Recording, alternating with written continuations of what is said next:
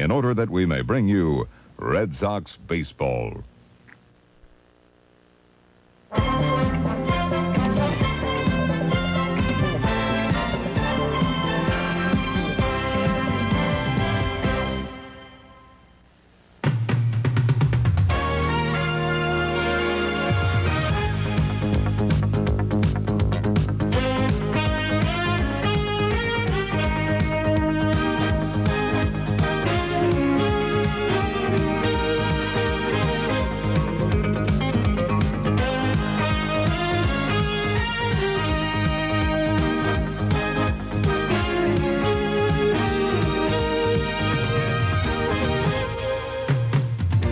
Red Sox baseball, brought to you in part by Connecticut Bank and Trust, Bank of New England Old Colony, and Maine National Bank, the Bank of New England Corporation family of banks.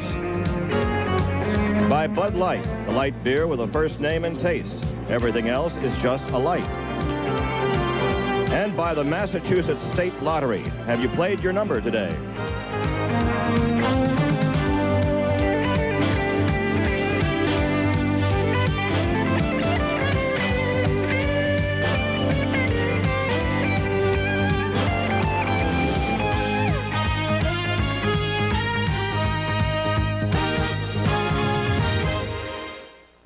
Good afternoon, everybody. From Fenway Park in Boston, I'm Ned Martin, along with Bob Montgomery. The number is down to 1, and who said it couldn't happen here? Well, we don't know yet whether it's going to happen here, but the Red Sox at least have clinched a tie with a great game yesterday by Bruce Hurst following Friday night's epic. And Oil Can Boyd has the number, and he has the chance to do it today and cap what could be his best season after a so-so season. Well, it certainly would be his best season were he to hang up that win today. Not only would he get that one more victory and get him over his career high mark, but the game. It is the game. Somewhere it's going to happen the next day or two, if not today. One thing Oil Can will have maybe a little bit in his favor, the fact that he'll be facing a youngster who's making his first major league start. Now, he's going to be nervous. That's true. But he also has just enough confidence to maybe that nervous, to the point maybe the nervousness would not bother him. He can throw hard. And if he gets the curveball over, then they may not be able to get to that Toronto bullpen as early as perhaps they would like to. Don't want to get to it late because those guys are too tough, Eichhorn and Hinkie. Well, the fellow's name is Dwayne Ward, just so he isn't a Keith Creel or Tom Candiotti in their first start against the Red Sox. We'll be back with the starting lineups right after this.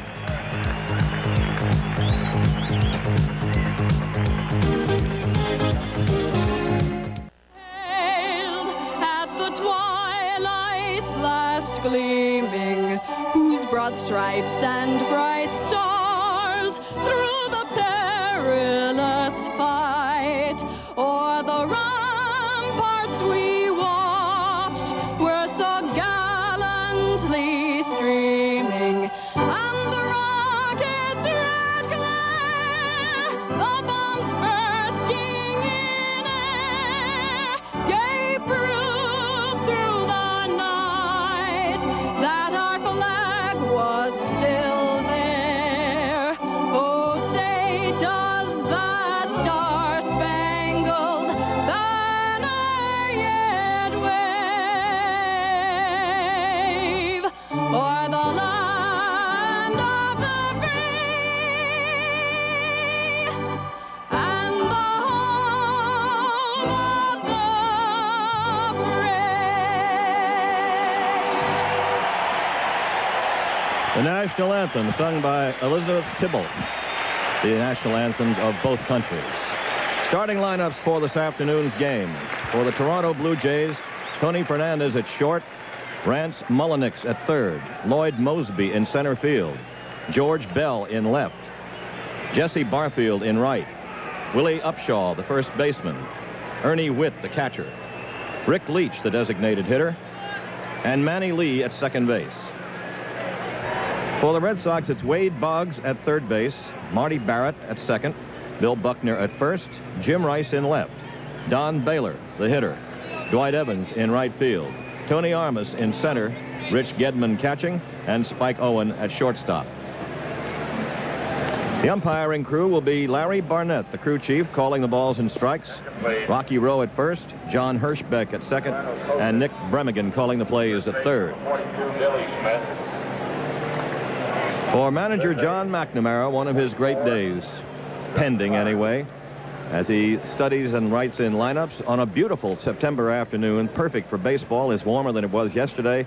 The breeze is blowing out to the left field wall, and everybody's here to see the can. And the can is just loving every second of it, too. He got roughed up a little bit by the Brewers in his last start, so he'll be really set for this one. 15 wins, 10 losses on the season, 3.82 earned run average. Start number 29 for the right-hander.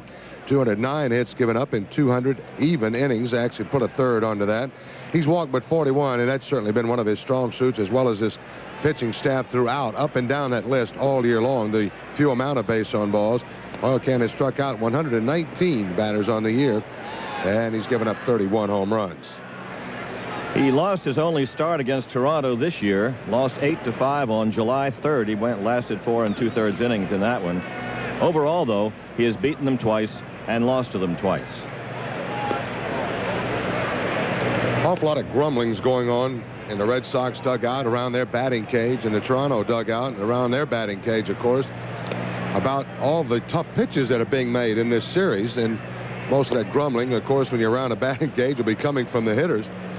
We were talking in the clubhouse yesterday afternoon. I was talking with Bill Fisher, the Red Sox pitching coach. We were guesstimating about how many pitches were been thrown in those two games, Friday night and yesterday afternoon. We guessed somewhere between 425, maybe 450. And out of those total pitches, I would guess that less than 25 of them have been in the middle of the plate. All the rest of them have been on the inside edge or the outside edge. And there is reason for hitters to be grumbling. A lot of them good strikes, too. You bet. Tony Fernandez, the shortstop, leading off against Oil Can Boy. Everybody's here again this afternoon, and everybody's outside. They've got walled-in streets, walled-out streets, policemen all over the place. And hopefully, if the Red Sox win it, that everything will be happy and joyful and not like it has been in several other places lately. Fernandez, the switcher, hits bunt towards shortstop, base hit. Oh, me. That's a bit Jerry Remy was trying to do a couple of times the last few years he played very successfully as a bunt past Boggs, who was charging, and into shortstop. Fernandez's only concern is if that ball is not able to be handled by Boggs in the air, and it certainly wasn't. Oh, what a play this is by Fernandez. Temperature at game time 7. That young man was working just as hard today on his game as if this were the second game of the season rather than the 157th of the year. He's worked hard on his game when he's played Boston, I know. 314 batting average, now about 315 with that bunt single. The batter is Rance Mullenix, third baseman, hitting .254. Breaking pitch for a strike.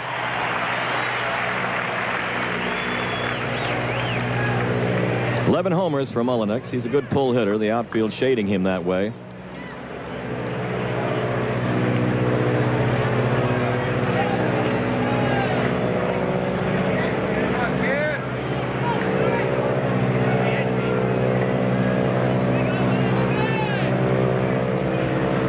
He'll go over there. Fernandez, always a threat on the bases. Can fly and knows how to steal.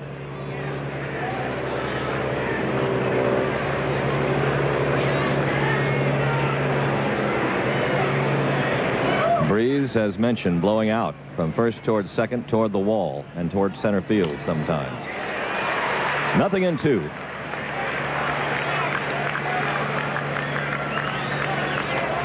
The next win by the Red Sox, of course, will be the big one, whether it's today or a day or two down the road. But the one that really defeated Toronto was yesterday afternoon. That is the one that's really going to kind of drain their systems, and you get to very much of an individual thing now and how much they can keep themselves up and keep going to try to finish second. Certainly there's pride involved, and they'll like to finish as high as they can. The hit down to Barrett. They've got one there, and Owen turns the double play. 4-6-3.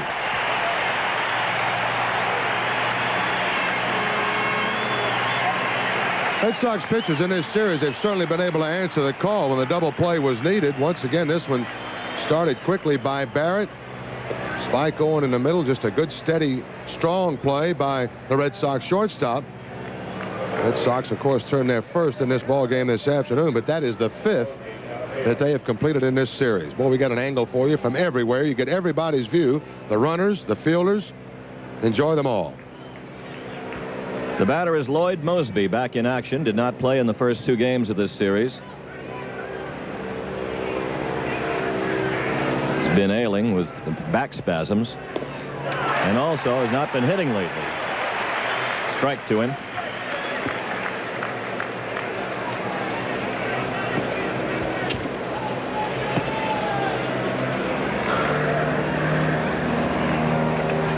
Three hits in his last 25 at bats for Lloyd. Strike 2. Mosby doesn't think so. The call made by Larry Barnett. He's only had to look at this so far 2 pitches. What about all those other hitters? They've been looking at it for 2 games. On both sides. No point getting too upset too early. 0-2. The fans want the punch out.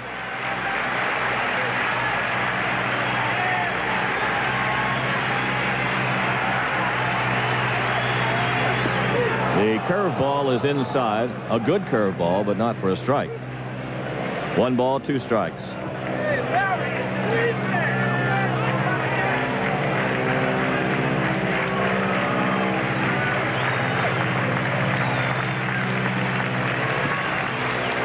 Out of play. Count remains 1-2 to Lloyd Mosby. 2 outs in the first inning. Well, we have a scorecard of other games, but the people here don't feel that the fans should be interested in a game but this one. There's no scoreboard in the left field area for it, but we have it. We'll pass along anything of note to you. The Tigers, of course, eliminated the Yankees yesterday afternoon in a brilliant ball game by Jack Morris. 1-0. Strike 3.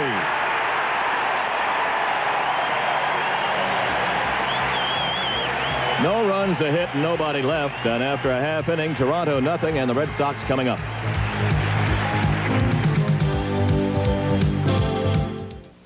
Fenway fans all summer long have become expectant of the strikeout from a Red Sox pitcher in the first inning. I get one today from Oil Can Boyd, and I think he was expecting him himself, Ned. I think so.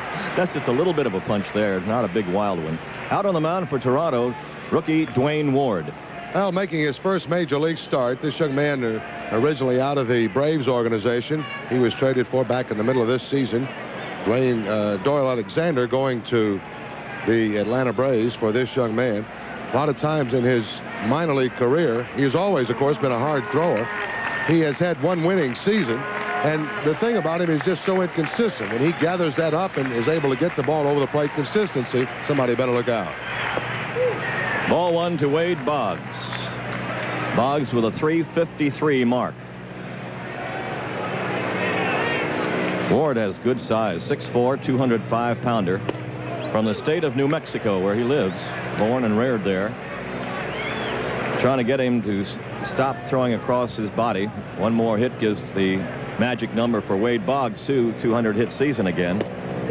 And he missed a bunch of games, and there had some slack parts in his game this year at the plate, but here he is, 199. Ward with a 3-0. Strike 3-1.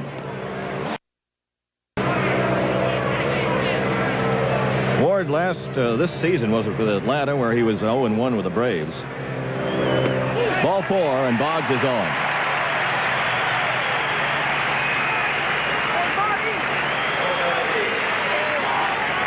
And he went down to Richmond in AAA, where he was 1-1. Finished up after the trade with the Toronto Ball Club. He went to the Syracuse AAA team and finished up with a 6-4 mark and 50 strikeouts in 83 innings. Marty Barrett up.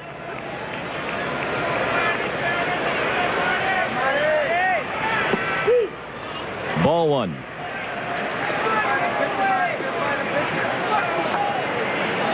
Barrett, the A little bit of glue that solidified this infield, and kind of a leader in his own way. Indomitable he has been all year. Pushes the bunt foul, out of play. Upshaw coming on for it, could not quite get to it. And the count is 1-1. They've had Marty doing that a lot lately with Boggs, no matter whether he's been on first or second.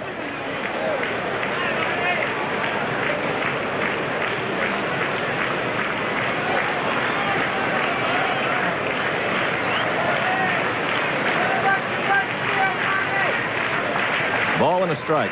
Nobody out. Boggs at first. Bottom of the first inning. He just joined us. No score.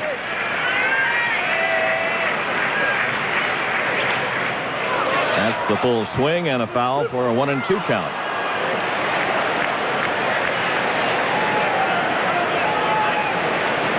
One ball, 2 strikes to Barrett. Lloyd Mosby, the center fielder, a step or two toward right center. And the left fielder, George Bell, over toward the midpoint of the scoreboard. And they throw him out there, hoping he'll hit into that strength over there. And the count is 2-2. This day you should bottle and bring in a whole string of them just like it. Clones of this day, and put them in January and February. Hits the ball. 3 balls, 2 strikes.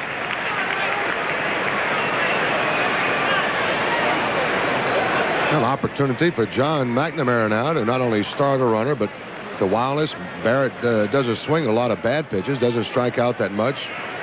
It's the ball in play. Boggs with decent speed. He goes on the 3-2. It's ball 4.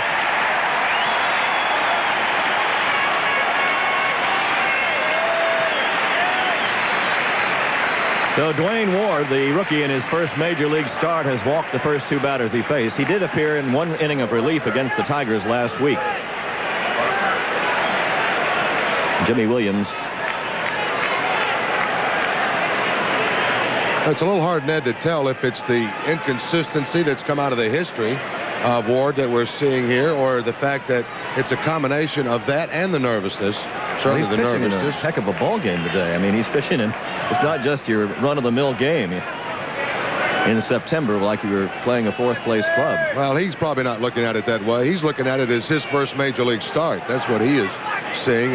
He might not even be aware. I'm sure he's aware of what's going on around him, certainly, but it's a big league start for him. Now, how many times have we seen this meeting take place after 2 base on balls, and you talk to even veterans sometimes, you got to get the ball over the plate, and right away there's a little bit taken off, and it gets right down the middle, and all of a sudden becomes very hittable. Buckner would probably look at a pitch or 2, I'm sure, because he hasn't seen Ward. But he wouldn't be taking too many, especially with a man in scoring position. Activity in the Toronto bullpen already. Buckner squares around, bluffs the bunt. He takes ball 1. Joe Johnson, the youngster who pitched such a great game as a starter against the Red Sox up in Toronto, out there warming up. Red Sox figure they better get a clump of runs right now before he comes in. He pitched a major league ball game against them. Well, he just pitched on Thursday, though. Of course, this would be his day to throw. Maybe wouldn't expect much out of him anyway, as far as relief is concerned. Get him through the first inning or 2 if this Ward cannot get him out. 2 balls, no strikes. Jimmy Williams certainly has to manage that way today. His bullpen is loaded with people because, of course, the obvious thing, he loses, it's it for him. The only thing they can play for after today with a loss is second place. So he'll have to have everybody, as far as he's concerned, available. 2 balls and no strikes.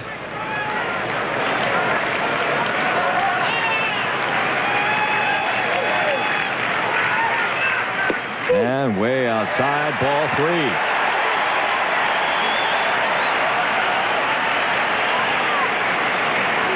Well, we remember a fellow, a left-handed pitcher for the Cleveland Indians about a month ago, came flying across the country and made his debut against the Red Sox. They kind of hung around him a little bit and got him out of there, and he was wild. He has won 4 games since that time, Greg Swindell. 3-0. There's a strike. 3 balls, 1 strike. Actually, in his next start, Ned, following that Red Sox start, he pitched one heck of a game against these Toronto Blue Jays. Left that ball game, if I'm not mistaken, with either a 2-1 lead or a 2-2 tie in about the 8th inning. Didn't wind up with a decision out of it, I don't believe. No, I think Toronto pitched well. Buckner fouls it back, and Ward is back with Buckner, 3-2.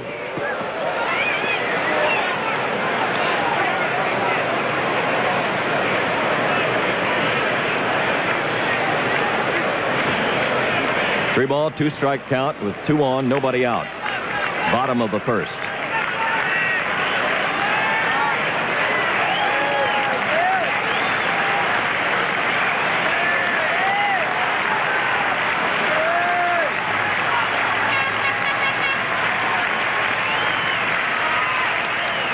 Another foul ball off the Buckner bat.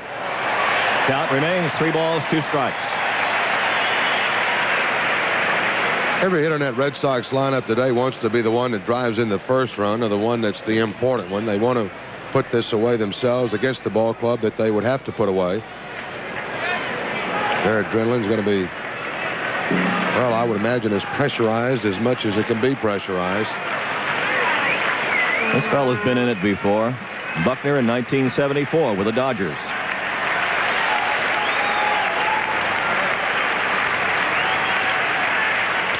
There's a ground ball to Upshaw. He'll have to play it to first for the out. Buckner is out, 3-1. The runners move up. Had it not been for the bobble by Upshaw, they'd had a chance at a double play. Ball was hit so hard, you really can't blame Upshaw for bobbling it. This is a rocket hit by Buckner. The double play not in order now once that's there. Here's the thing we've talked about. Did he get it? Yep, he got it. And we've talked about so many times this year, base advancement when making an out. Just like a sacrifice, which Buck had spread around 3 times to do, and that at bat anyway. And a lot of times it's been Bill Buckner that's done that, throwing a bat at the ball or getting some little squibby kind of grounder that gets the runners over. So Jim Rice will be the hitter, and Ernie Witt will like to talk to his young pitcher. A couple of guys named Witt going today in California. Bobby Witt going for the Texas Rangers. He's the kid from Canton, Mass. And Mike Witt going for California. No relation.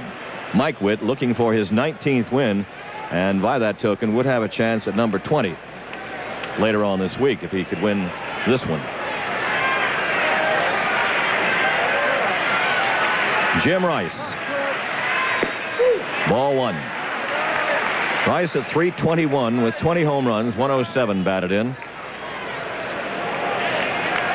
Runners at second and third, 1 out.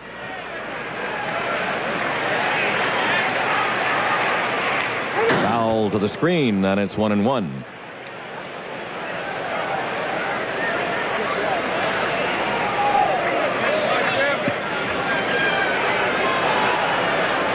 In that Yankee game today in Detroit, Kelly will go for the Tigers and Tewksbury will go for the Yankees.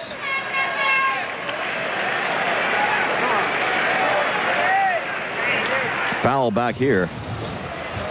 Right off the hands, and the count is 1 ball and 2 strikes.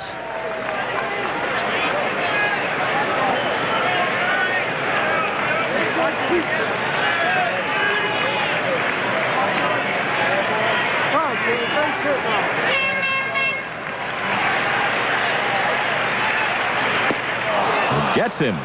He just jams him with a fastball up and in, and now there are 2 away. As Dwayne Ward seems to have come back a bit after going 3-0 to Buckner, then getting him on the grounder, and now he strikes out Rice.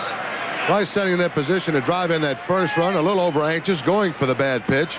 That ball wound up and really turned loose by Ward with this pitch right at Rice's hands. Couldn't clear him out, couldn't reach that one because of the velocity and the location. Now it's Don Baylor. And they work him in. It's a ball.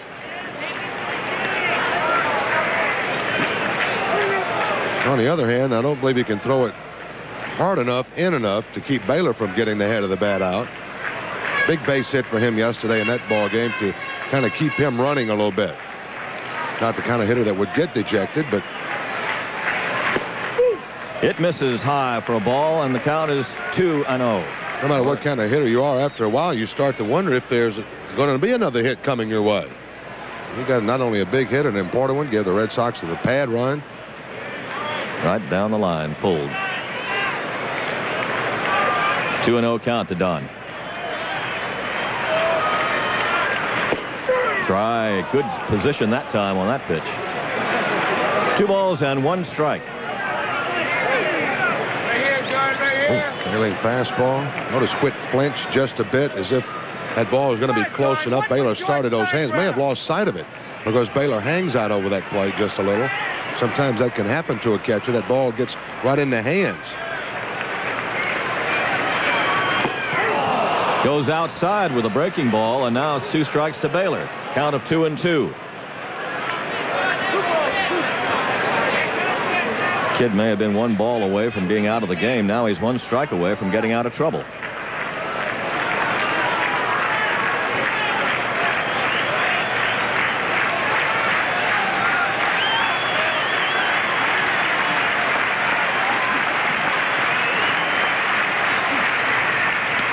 Check swing foul. Walt Reniak with it. Still a 2-ball, 2-strike count to Baylor with Evans on deck.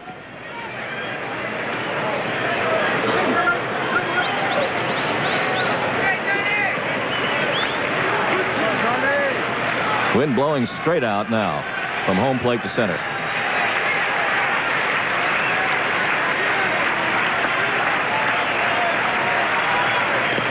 And that hits him. He is hit by a pitch.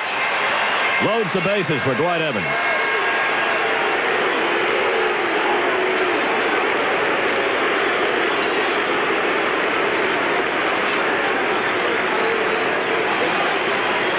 Thirty-second time this year that Don Baylor has been hit with a pitch. That right elbow, that right forearm underneath the forearm as he starts to swing. Ball tailing into him off the right-hander Ward's pitch. They were trying to work him and jam him from the very first pitch in that sequence. 224th time in his major league career. So the bases are full of Red Sox for Dwight Evans. 2 walks, a hit batsman, and Evans up there hitting .259, 26 home runs. Mammoth one yesterday. Strike. 0-1.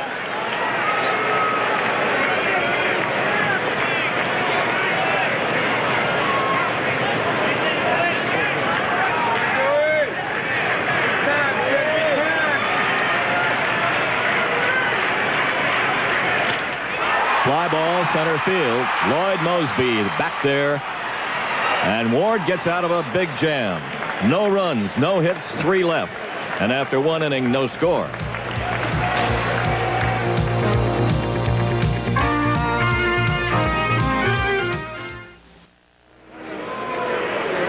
Well, a big day 26 years ago today. A cold September afternoon in 1960 when Ted Williams, in his final time at bat, hit a home run into the bullpen area and never played again. John Updike, the novelist, memorialized that moment in the New Yorker magazine with a great piece of writing called Hub Fans Bid Kid Adieu. Updike was there. There were only 10,000 in the seats, and by the time it has gone through the years, there were at least 100,000 who were there at that game. Red Sox were going nowhere. George Bell is the batter. 1 strike.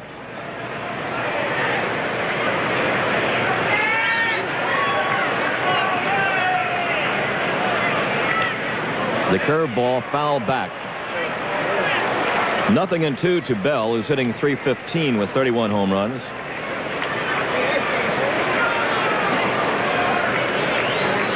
Saw a very close friend of Ted Williams in the Red Sox press room this morning. Bud Levitt from way up in Maine. Bud Levitt and, of course, Ted Williams hook up on some commercials in the New England area. They also fished quite a few bait together to do some fishing. He was telling me Ted was a little bit excited about this ball club, of course, as he would be still in a consultant capacity with the Red Sox. It's a check showing actually Bell trying to get out of the way of it, fouled it off. And he said Ted having a very good year in his own right. The fact that he'd caught about 110 salmon already. So that probably is just as pleasing to Williams as hitting a home run would be, maybe more so. It's his favorite fish, the Atlantic salmon, and that's coming back, too, up in the rivers in the Northeast. That ball is in on Bell, and it hits him. Keep working George Bell tight, and Boyd hits him with a pitch to start the second inning. Lead man has gotten on in each of the 2 innings for Toronto in this 0-0 game. Gedman is setting way up outside. For some reason, Oil King is way inside. That's like a whole miss to the strike zone area as far as the communication was concerned, where Gedman wanted to go and where Boyd went with it. So the Blue Jays have a runner with nobody out, and Jesse Barfield is the hitter. Strike one. Barfield, of course, won Friday night's game with a big home run, and then made a great catch to throttle the Red Sox attempt to tie it.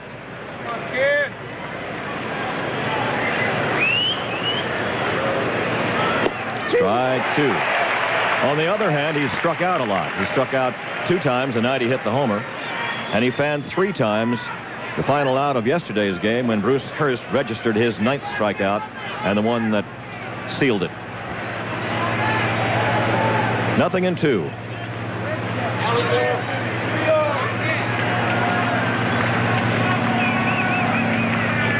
Got him. Foul tip caught by Gedman. So that's the 6th time that Barfield is fanned in this series. Number 2 for Oil Can. I guess that the pitch is rather up for Barfield, and it is.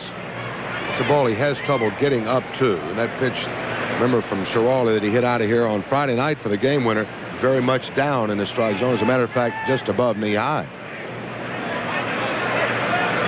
Willie Upshaw, the first baseman, the batter, with George Bell, the runner, at first. 0-0, top of the second.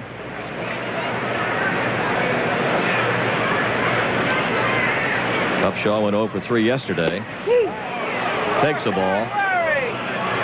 And he had 3 hits on Friday night. 3 for 5.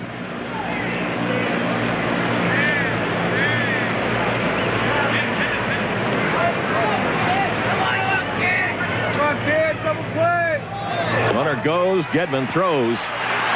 Out.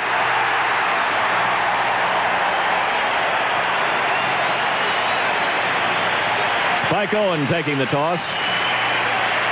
Gedman gunning another one down.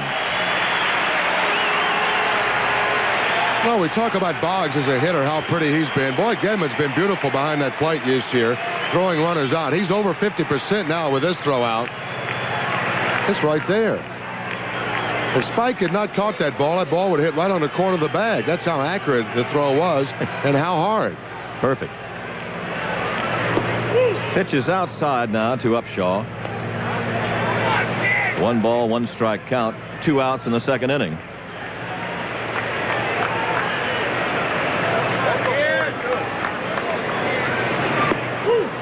A ball. 3-1.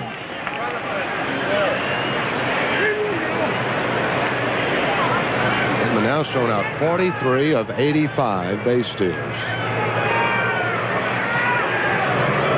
Strike 2. 3-2. Well, anytime you get even around that 50%, you're doing well for a season. Yes, sir. 47, 48 from there on. 3 ball, 2 strike count to Willie Upshaw. Outfield way around to right. They give him the left field line. 3-2.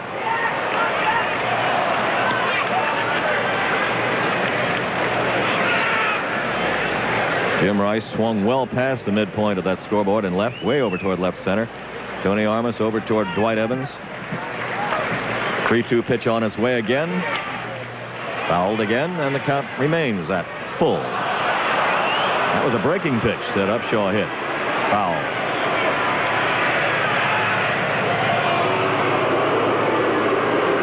Three balls, 2 strikes.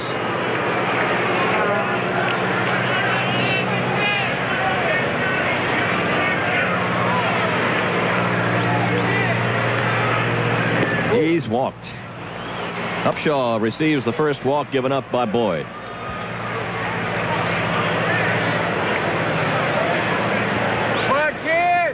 Great arm strength by Gedman when he does throw out the runners. And, of course, certainly that's one thing that aids him. Not a particularly strong lead or jump by Bell.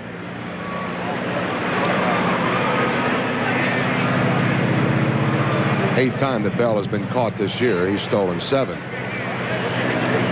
The batter is Ernie Witt, and they play him the same way they played Upshaw. It's a pull, definitely. Witt looks at ball 1. Ernie hitting .269. He did not catch yesterday with Hurst going. They had Buck Martinez behind the plate.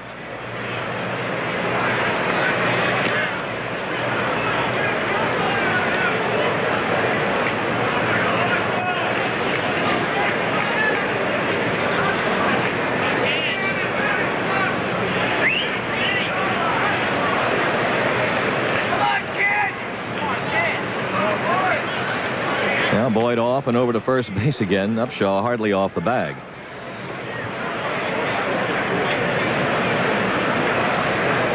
Ernie Witt with a 1-0 count.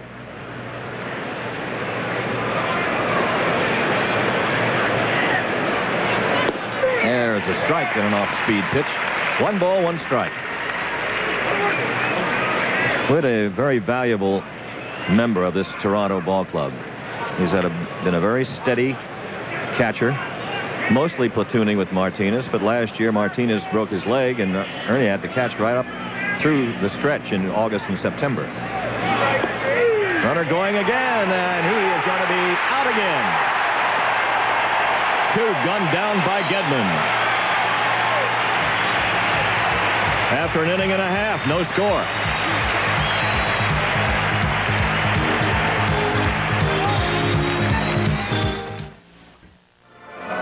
This copyrighted telecast is presented by the authority of the Boston Red Sox and TV 38 and is intended solely for the private non-commercial use of our audience. Any publication, reproduction, retransmission, or other use of the pictures, descriptions, and accounts of this game without the expressed written consent of the Red Sox or TV 38 is prohibited.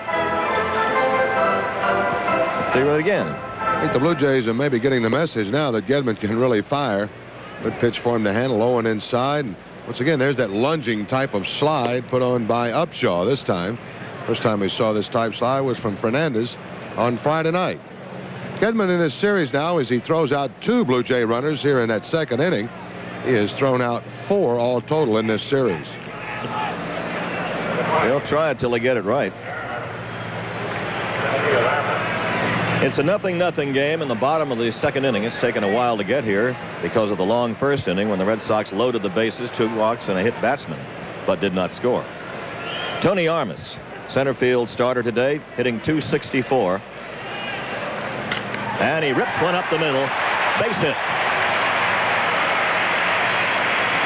Armas leads with a single in the second.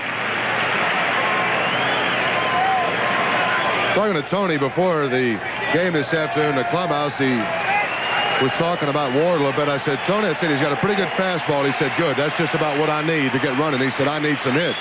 Of course, every hitter in this series, as we mentioned, has been talking about I need some hits because it's been a pitching series so far. And Tony, it ever. Didn't leave much doubt about that base hit. Now it's Rich Gedman up. Strike 1 from Ward. Gedman at .256, 16 home runs. All but 2 on the road. Out of play, and it's 2 strikes.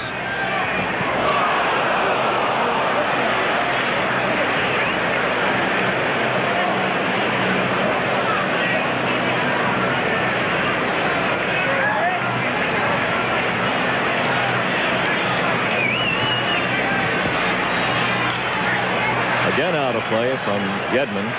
0-2. Ward's apparently the first major league strikeout with the one he got against Jim Rice in the first inning. He worked that inning in relief against the Tigers and gave up 1 hit and 1 walk. Throws it away, and down to second goes Armas. foul pitch charged to Dwayne Ward.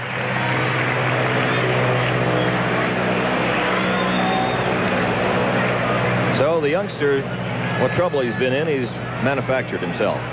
Oh, he sure has, and it makes it tough on a catcher, Ned, when a pitcher throws as hard as Ward does throw, and he doesn't really have an idea where it's going. Certainly the catcher won't. It looked like they were set up a little bit to work away. Then to Gedman, and that ball is low and inside. 1-2 to Rich, and now 2-2. Armas at second base, nobody out in the second. A scoreless game.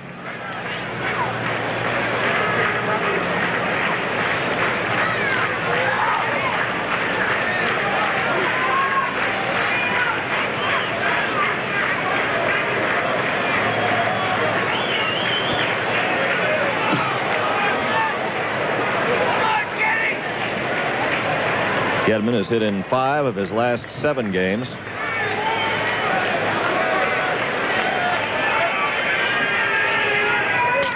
And he racks one toward the gap in center field, out of the reach of the diving Mosby, but he does stop it. Here comes Armas to the plate. 1-0 Boston.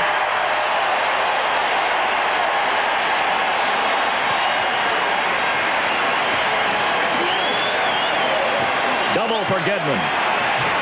I can't believe I saw the play that Mosby made. That is unbelievable. That Mosby, he couldn't handle it in the air, but on the dive somehow stopped the ball and kept it from getting by him and preventing a 3-base hit for Gedman. Gedman really jumps on this, takes advantage. Once again, the Red Sox with the wild pitch in there. While Gedman is up, he'll take advantage of Armas being in scoring position. What a play by Mosby. He just continues to make play after play like this.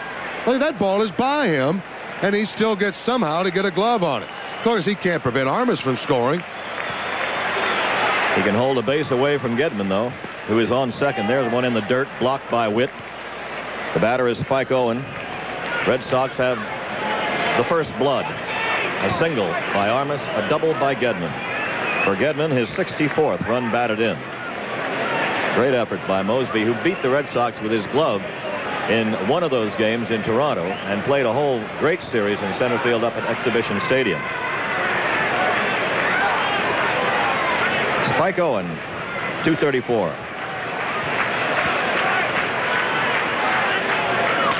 To the right side. They will throw over to third base. Safe. Gedman gets to third.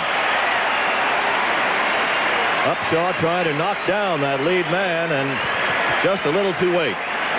Well, he makes the right play. He had the right idea. He takes this ball in on the grass. He's not even on the edge of it. But once he looks over there and determines he can go, he just makes a bad throw. It's too low. He's got Gedman dead to right with a good throw.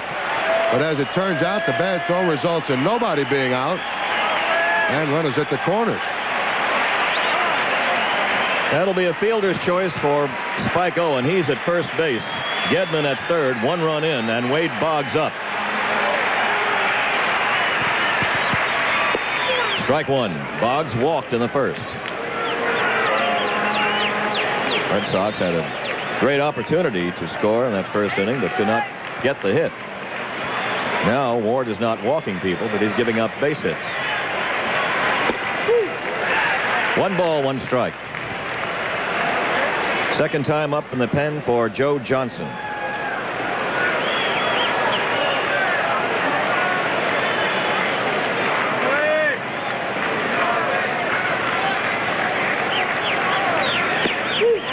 Upstairs again to Boggs, and the count is 2-1.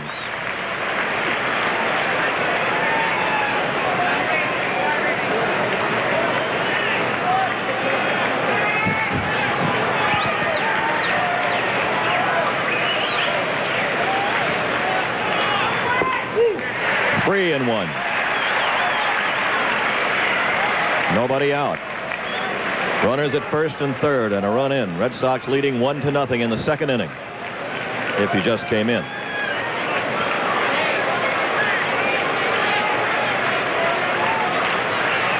Boggs to left, foul.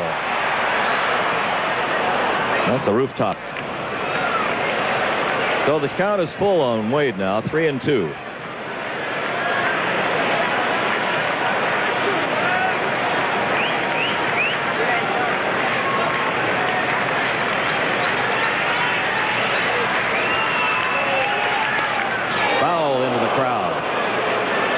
Spike Owen was on the move. 3-ball, 2-strike count obtains.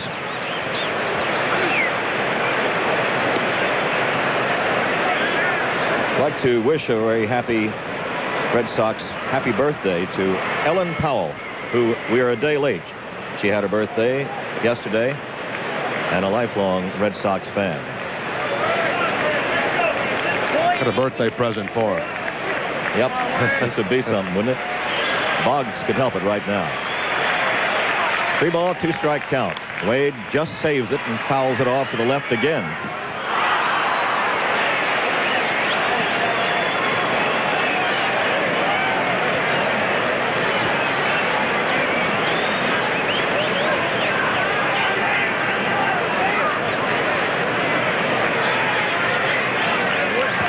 Three balls, 2 strikes, nobody out.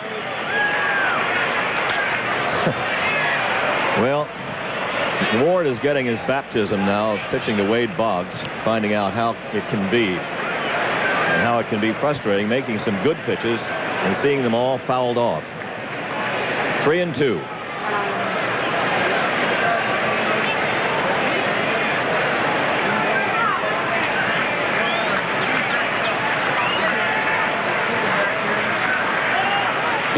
It is a ball 4 and the bases are loaded. Boggs walks for the second time.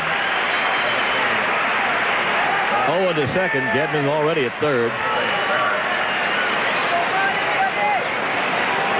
Nobody out, and Johnson throwing harder out there.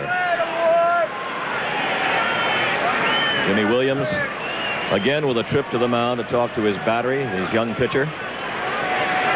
Gedman at third, Owen at second, Boggs at first, and nobody out.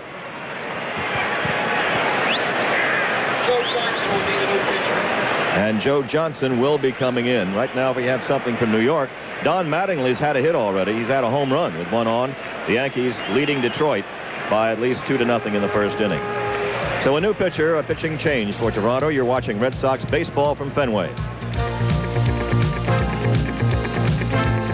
They're certainly going to count on in the future, no doubt. He's walked 21 and struck out 35 in 79 innings. So he takes over for Dwayne Ward, who was wild. Ward responsible for 3 runners right here. The batter is Marty Barrett. Came very close to him that time, ball 1. Well, the obvious thing here is for Jimmy Williams not to see any more balls out of the strike zone. He wanted to make that pitching change to get the ball over. You know about nervous? Joe Johnson may be a little bit nervous pitching in this ballpark that he's seen so many games in as a kid. He's close to Barrett again, and it's ball 2. No place to put Marty. 2 balls, no strikes. And Fernandez, the shortstop, over for a word.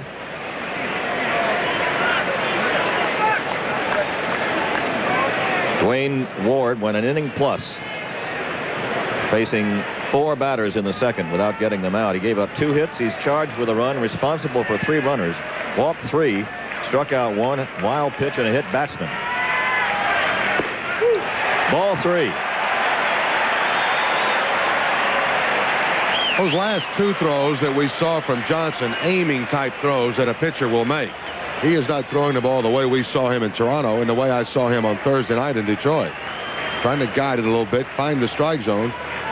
Can't afford another walk. So another walk it is, and a run is forced across. 2-0 Boston.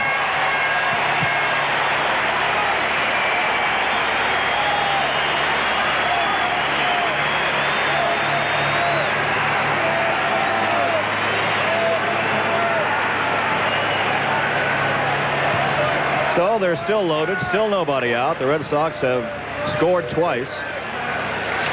And they just have been patient at the plate, just been waiting, and it has paid off. 2 walks this inning, 2 in the first inning off Toronto pitching, also a hit batsman. Here's Buckner. Ball 1. Buckner hit a hot ground ball to first in the first inning and was retired. Upshaw to the pitcher covering.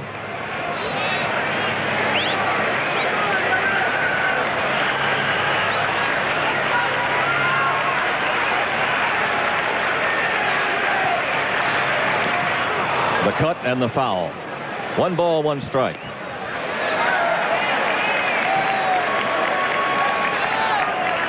At third base is Spike Owen. Second is Wade Boggs, and at first, Marty Barrett.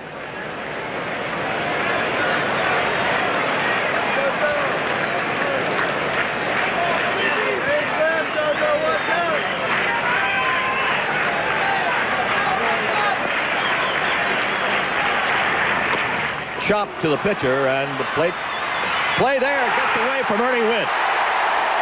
Owen scores. They had a force play easily, and Witt dropped the ball. 3-0.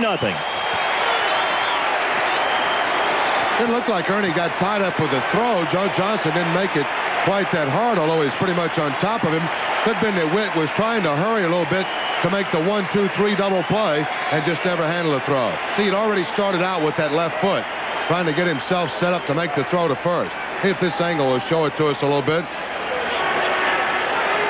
See, that's not a hard throw there, so that doesn't tie up Witt. He's already moving to try to make that throw to first, and it cost him. Red Sox take advantage and get another break. Jim Rice up. Fly ball, shallow right field. Jesse Barfield with the gun for an arm, and they won't run on him. 1 out. The scoring on the run was a fielder's choice for Buckner, an assist for the pitcher, Joe Johnson, and an error charged to Ernie Witt. 3-0 Boston in the second. Don Baylor is up.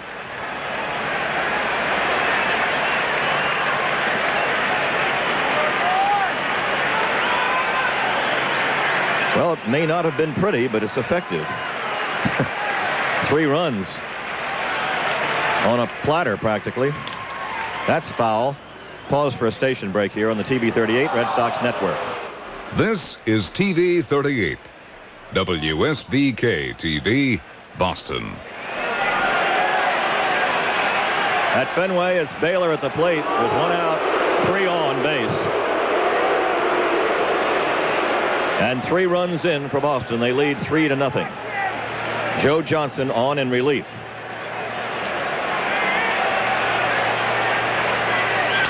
Baylor up the middle, and it's going into center field. This will score 2 more runs. 5-0.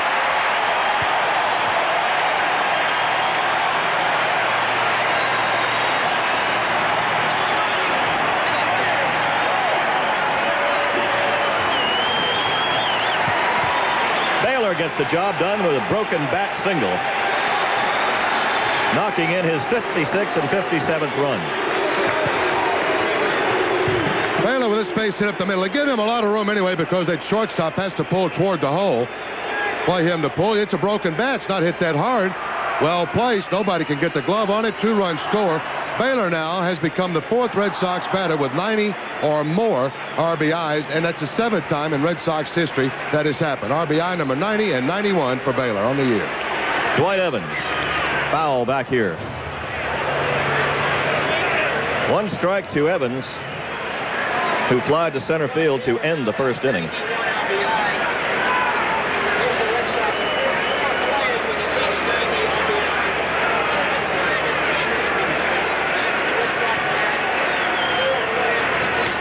Hot shot to short, pass Fernandez, bounces around, and that loads the bases. And the Blue Jays are not flying high right now.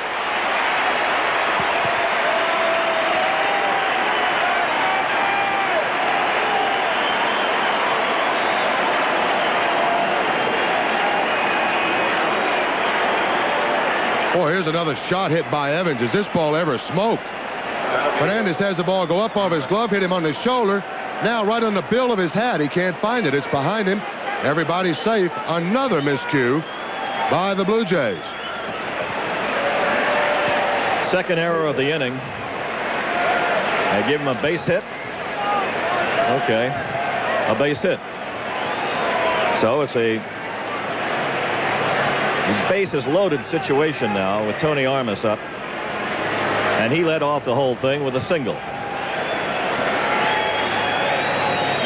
Armas singled and scored the first run of the game. This inning is still going on. The Red Sox have scored 5. Johnson way outside with that pitch.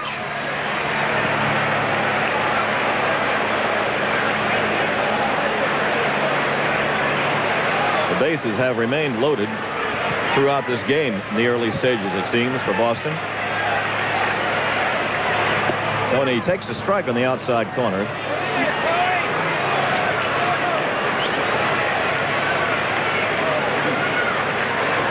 Tenth man up this inning.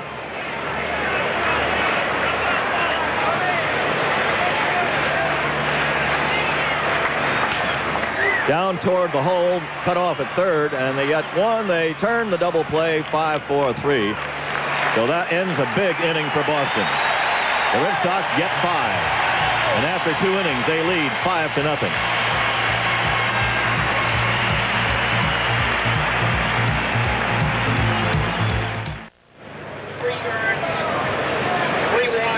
After 2 innings, let's look at the double play that took Toronto out of further trouble.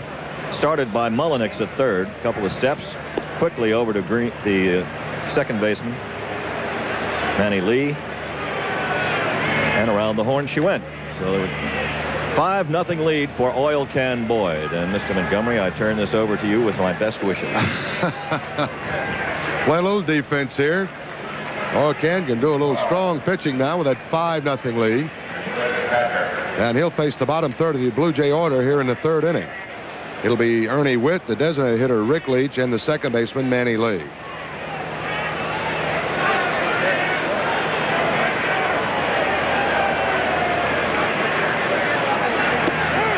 On the screwball all the way around goes Witt. It's 0-1. Witt hitting .269, 15 homers and 55 RBI. Witt charged with an error, of course, in that 2nd inning, allowing the inning to very much stay alive, and a run at the time. Strike 2. Oil Can needs to stay right on top of what's going on here now. Do not give in 1 inch, because these Blue Jays are going to keep coming at you. Some individual goals still can be reached by them. And of course, and I asked Ernie Witt about this. I said, is there anything other than first place as far as you're concerned? He says, oh, sure. He says, we have a great deal of pride in this club, and we'll be working just as hard for second as we would have been for first. Jesse Barfield making the same statement to Tony Kubek, who's here today working for a Canadian network. Ball is hit foul down the right field line.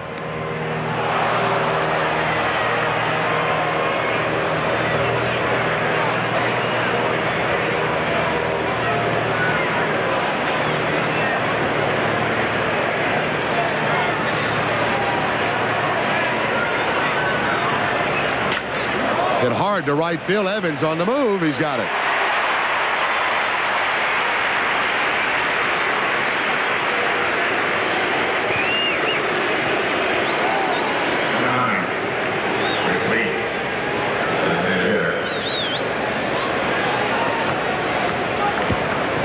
Designated hitter for the Blue Jays this afternoon, Rick Leach. He's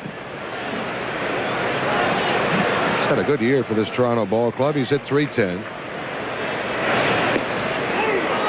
5 homers and 38 RBI.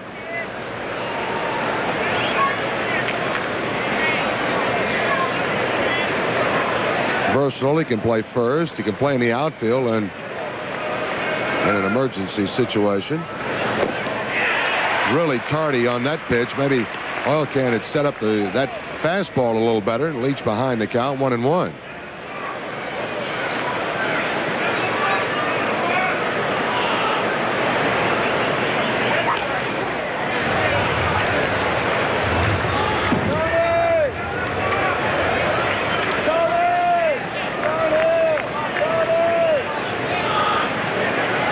The Yankees scored 2 in the bottom of the 1st inning, and after an inning and a half at Yankee Stadium, it's New York 2 and Detroit 0. Kelly against Tewksbury in that one. Mattingly a homer.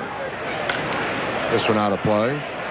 Mattingly's hit his 29th homer. That accounted for the 2 Yankee runs. Rest of the American League schedule will be getting off to later starts. Minnesota at Chicago, Oakland at Kansas City, Baltimore at Milwaukee, Texas at California, Cleveland at Seattle. Got him. The screwball working down and away. A little soft from Oil Can. And Dennis has his third strikeout of the afternoon. Good movement once again. Ball working. That ball really turned over nicely. So there's 2 down in the top of the third for the Blue Jays. Second baseman Manny Lee, the hitter. Manny hitting .222. He's had a homer and 7 RBI.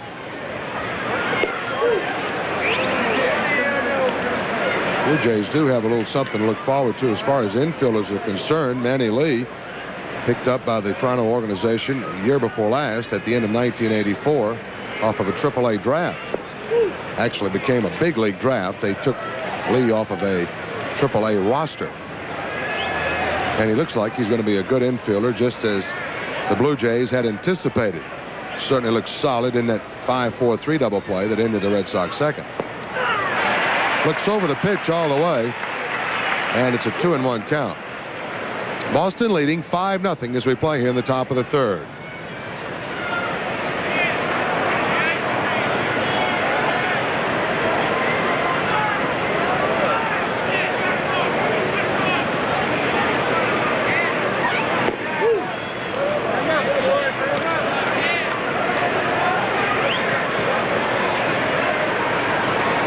Boggs not giving any ground to Lee at all throughout the count. The count now 3 balls and a strike. Boggs has been about a step in on the grass at third. Pitch rides high, and it's ball 4 to Lee. So the 2-out walk given up by Dennis will be his second walk of this ball game. That gets him over his 9-inning average per walks in the year already. We're just here in the third.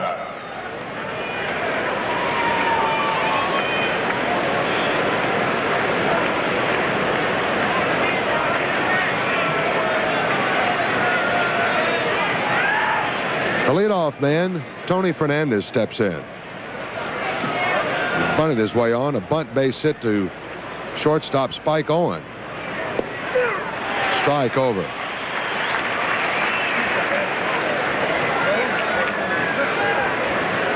Oaken walks 1.84 batters per 9 innings. To the right side, foul.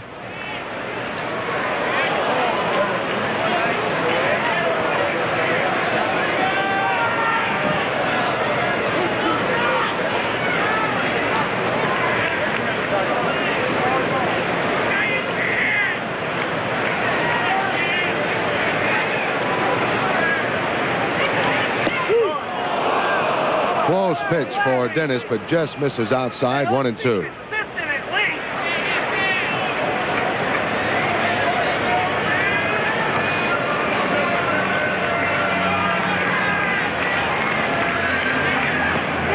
Got him as Fernandez threw the bat at the screwball. Couldn't handle it, but Gedman could. So could Oaken.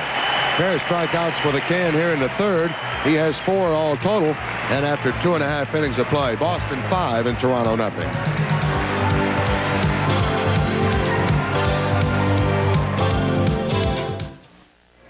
Lindsey Wagner and Ephraim Zimbalist Jr. star in Scruples, a world where you can have everything, including passion, power, and riches, because everything and everyone has a price.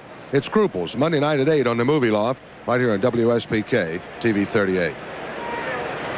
Just a reminder, fans, that tickets are still available for Red Sox home games, and especially for that Baltimore series coming up this week here at Fenway. Ticket office, of course, open every day, Monday through Friday, 9 to 5. Saturdays, 9:30 to 2. They're located right in the corner of the ballpark at Yawkey Way. Or you can order your tickets by phone. Call 267-1700. Charge your tickets to any major credit card. Rich Gedman to lead off the Red Sox third inning. Big double for Getty. Plating Tony Armas with this game's first run. Boston leading 5-0, bottom of the third. Come on, Larry. Gedman with that double. It's the Red Sox team within 4 doubles now of tying a club record set in 1979 with 310 doubles.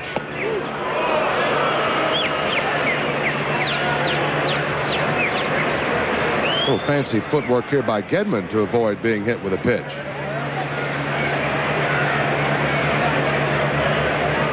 One ball, 2 strikes. Got him. As they went down and in once again with that hard breaking ball, which Joe Johnson has and uses effectively. Gedman is down on strikes. First strikeout for Johnson.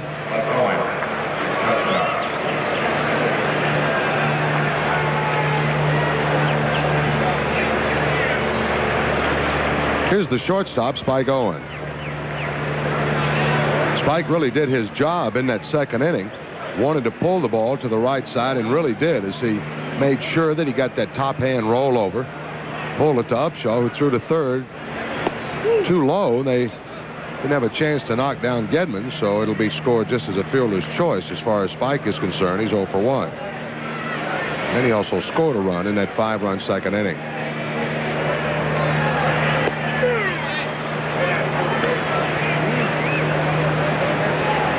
Baltimore in town next. They're here Monday, Tuesday, and Wednesday. The Yankees are here Thursday, Friday, Saturday, and Sunday to wrap up the championship season.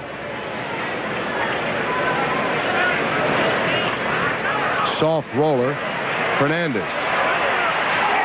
Not in time. So Spike Owen goes to his counterpart and beats it out. Oh, cue shot toward Fernandez, who really had to charge hard. And once again uses that strong underhanded flip, but just could not make the play in time. That's all. Spike, you watch him all the way down that line as he works out of that box. Oh, he's churning. Took one quick look to see where Fernandez was. Just beats it out. He's got a safe call himself as he crosses the bag. Wade Boggs is up.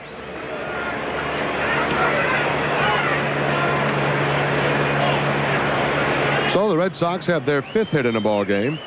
That's the 3rd off Joe Johnson. A little off speed, misses to Boggs, and it's 2-0.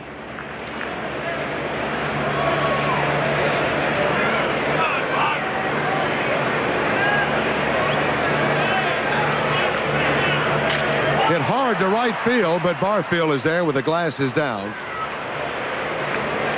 Barfield had to come back to his left to take that one, as they give Boggs, of course, usually all the right field area. Barfield can really cover some ground, as we've seen him and Mosby really cover some ground. Isolate one more time, and this time on Fernandez. Foot on the bag, just prior to that ball settling into the glove of Upshaw. Here's Barrett with 2 down.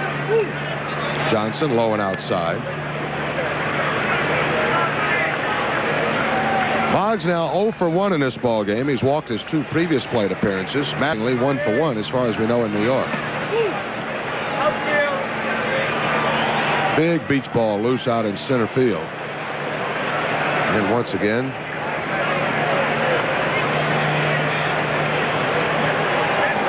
one of the Brown crew members under Joe Mooney quickly out of that Red Sox bullpen to retrieve it.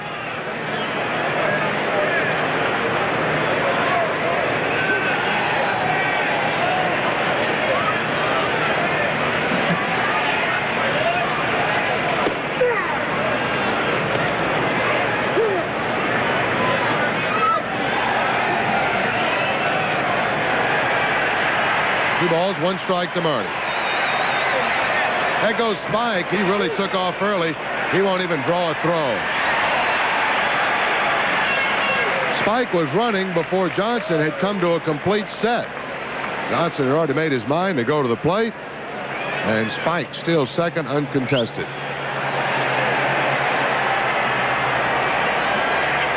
Stolen base number 4 for Spike on the year.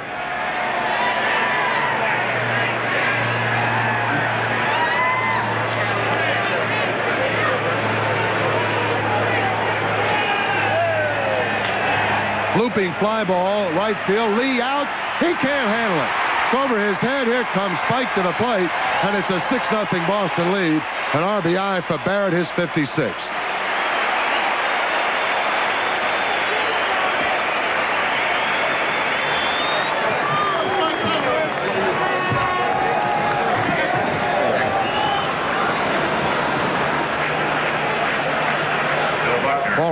in on Marty's hands, but he'd give you one of those strong guys type of swing, just shoving that ball off. Gets it just out of the reach of Manny Lee. And the stolen base pays off now for Boston as Owen rounds third, headed for the plate with the 6th Red Sox run. Here's Buckner. Soft breaking ball, strike one. Marty now 1 for 1. He and Boggs, as leadoff men, have really filled up those bases today. 4 walks between them, 2 runs scored, and now an RBI for Barrett. Dennis Lamp is loosening in the Toronto bullpen. Shallow pop-up, left field side. Fernandez is there from his shortstop position to glove it. And the Red Sox are retired here in the 3rd inning, but another run added. Owens scoring on the Barrett base hit. They do that on a couple of base hits and a stolen base, 1 left. And after 3 innings of play, Boston 6 and Toronto nothing.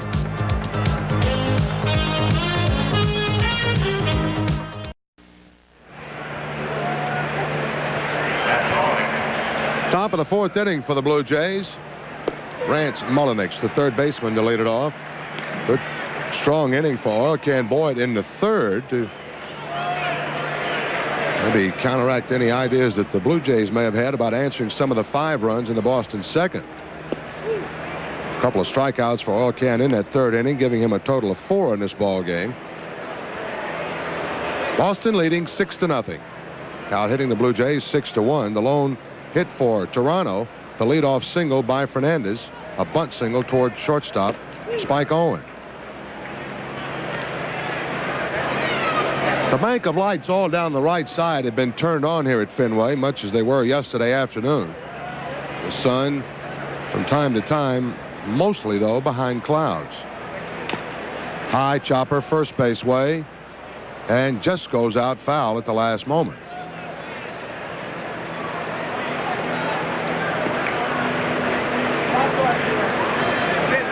Tolan in the bottom of the 2nd at Yankee Stadium. Mattingly has drove in another run in a Yankee inning that has seen at least 2 more runs scored. They're still batting down there.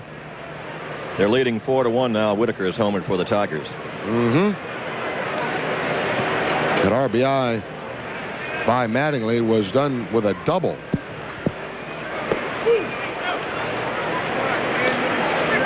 So it's 4-1 in New York over Detroit. Only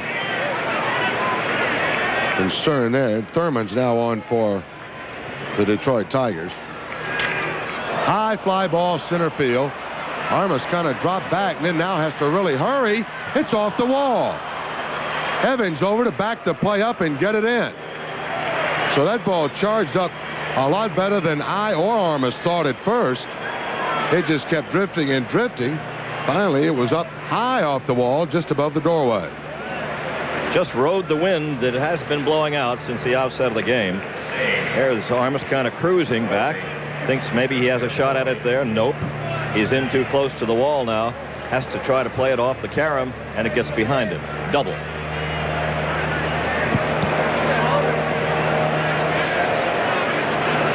Tony had that glove set in case that ball was kind of a wall scraper, but it was not a scraper at all. Evans with a long run from his position in right to back that play up. And Mullenix will have the lead double here in the 4th inning. Here's the center fielder, Lord Mosby.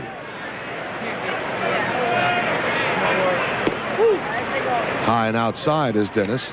Mosby been suffering a back problem. Has kept him out of this series up until this afternoon's start. He was available for pinch hitting yesterday afternoon if it's set up that way. Because no way, the way Hurst was going, was he apt to come out of that ball game, and they weren't going to run Mosby up there against Hurst. They did use Cliff Johnson. He bounced out to Boggs on a fielder's choice.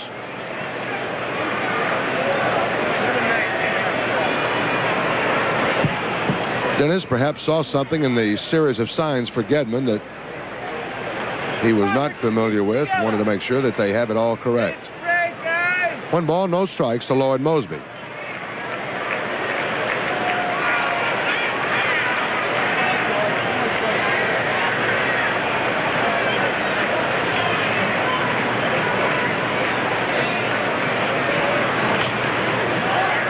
back.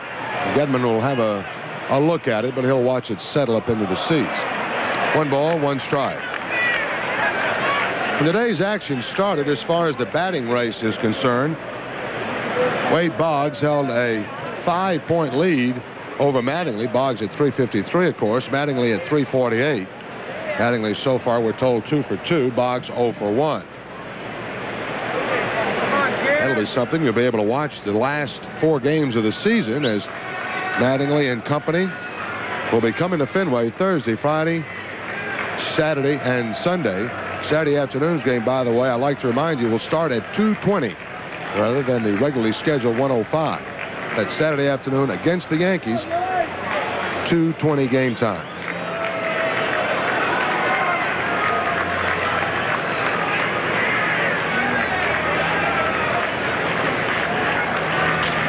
Hit hard and deep to right field.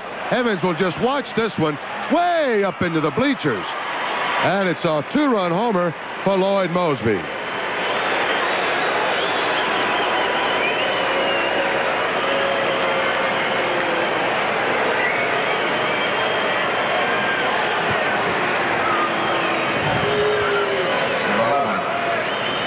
Six to 2 Boston with that big swing of the big center fielder.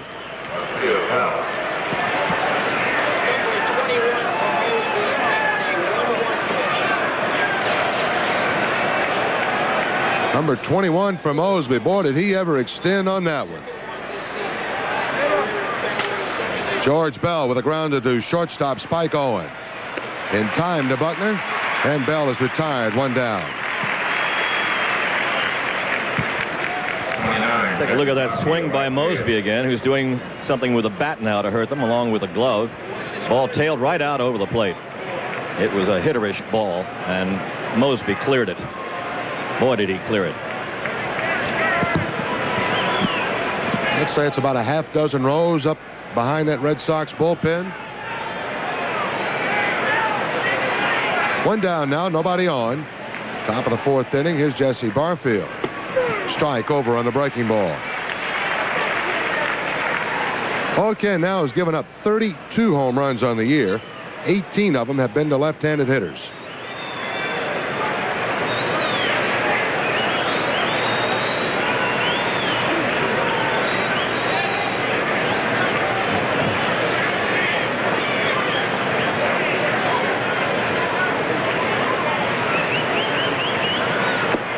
Breaking ball once again is into Barfield. No balls, 2 strikes. Toronto Blue Jays as a team have hit 175 home runs this year now. And of course, here's the league leader, Jesse Barfield. Swing and a miss, and he's gone. Couple of breaking balls, and the zipper from Boyd retires Barfield. That's strikeout number 5. 26.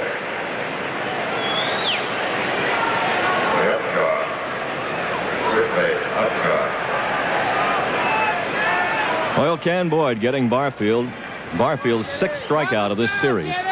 Jesse can lead in home runs, and he can have a lot of strikeouts, too. He has now had 138 in the season.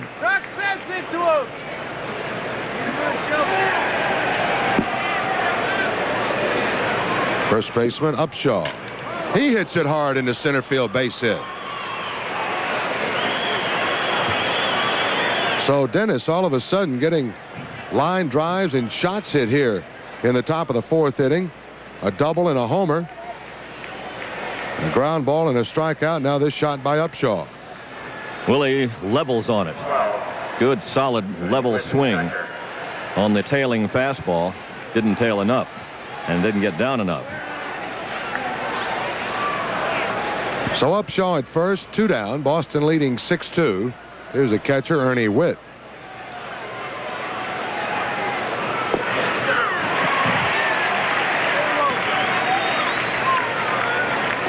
I like to watch Larry Barnett work behind that plate. He kind of puts something into it, gives you an immediate call, and one that's, well, it's very clear. You can hear it from where we sit. Yeah, there's no doubt about a strike. No, sir. Just now wearing off the boo bird here at Fenway when he comes in to work a ball game the last couple of years. Chop to the right side slowly. Buckner wide of the bag, flips to Oilkin. And the Blue Jays are retired in the 4th inning, but they made a little noise, and they got themselves on the scoreboard. The 2-run homer by Mosby doing the damage. And after 3.5 innings of play, it's Boston 6 and Toronto 2.